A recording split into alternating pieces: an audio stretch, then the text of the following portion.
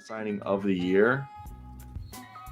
Do you believe that so far the man that we hate, Danny Ainge, is doing a good job in free agency? Or I just don't like hate. this offseason? I don't hate Andrew. I was looking at Andrew Tate. I'm not going to address any slander. I don't have any distaste or disdain for Danny Ainge. I like Danny Ainge.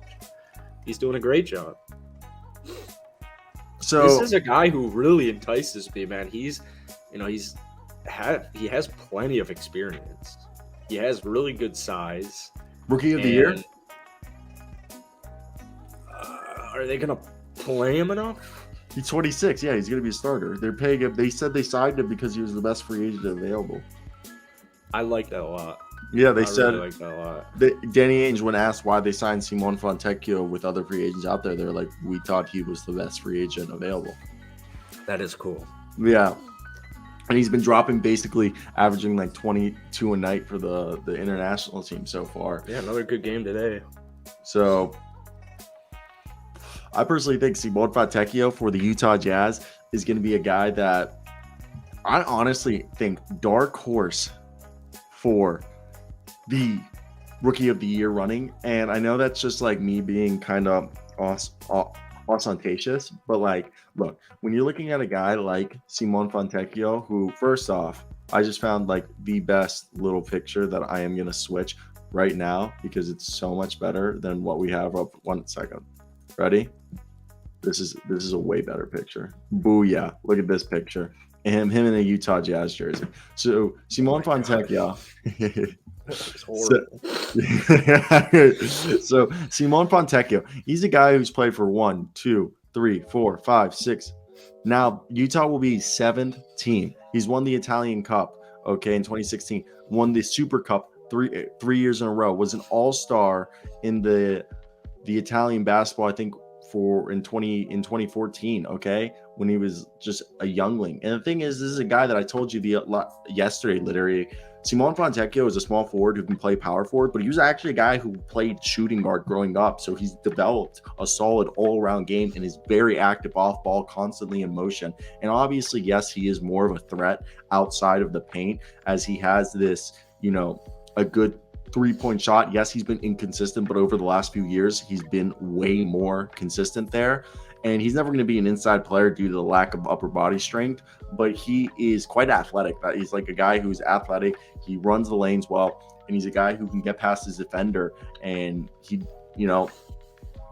a guy that, like, his only thing that you want to really say that he could do better at is rebounding. But I think with the coaching staff in place in Utah, that's going to be fine. But on the defensive end, he's a guy similar to Denny Avdia who tries. He's not afraid to guard the opposing best, offensive player and put himself in front of guys, especially if they're smaller and quicker. He uses his length. The only thing is you'd ask him to be more aggressive, but he has the work ethic and physical attributes and shown the skill overseas so far to be a solid impact player in the NBA from day one.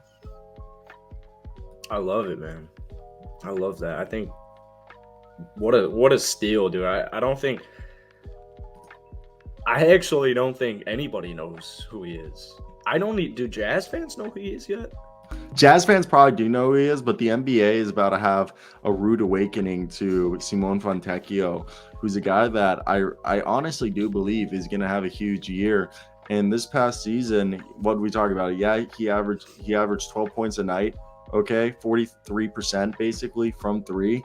He's a guy who's shown that he can shoot the ball with the best of them. And the thing is this past year, he was shooting about 4 attempts a night, and just in general from three. And then in Spanish league, he was attempting 5. This is a guy who's going to be shooting 5 to 6 threes a night in the NBA, and I think easily. And he's averaged in 2020 for the Italian team, in 4 games, he averaged 19.3 points. Okay, and I think he's just a guy that you need to just pay attention to, because he's just going to continue to eat. And like we're seeing right now in the international play, he's having so much success. I really think he's a dark horse guy to win Rookie of the Year.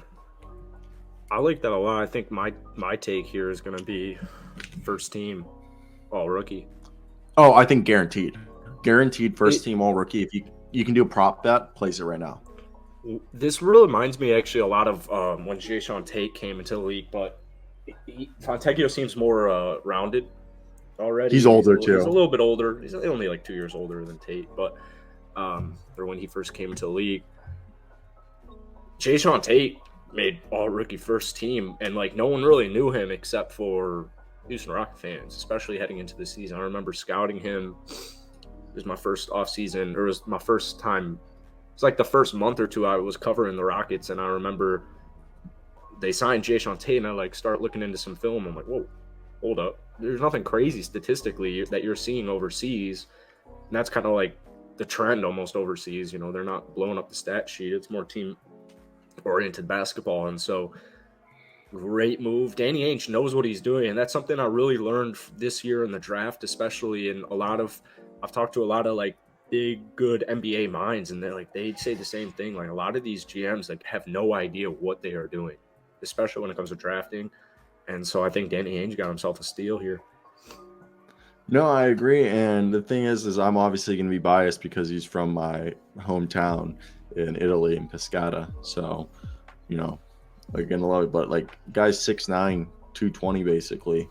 He's going to be a guaranteed first team all rookie, and a guy that people need to pay attention to because he's just gonna, I really do believe, make a name for himself this coming season and really throw his hat. I don't know if he's gonna win it, but I think he's a dark horse he's gonna finish top 5 in rookie of the year race. Nice. I don't know if you like that take. I love my Italian brothers.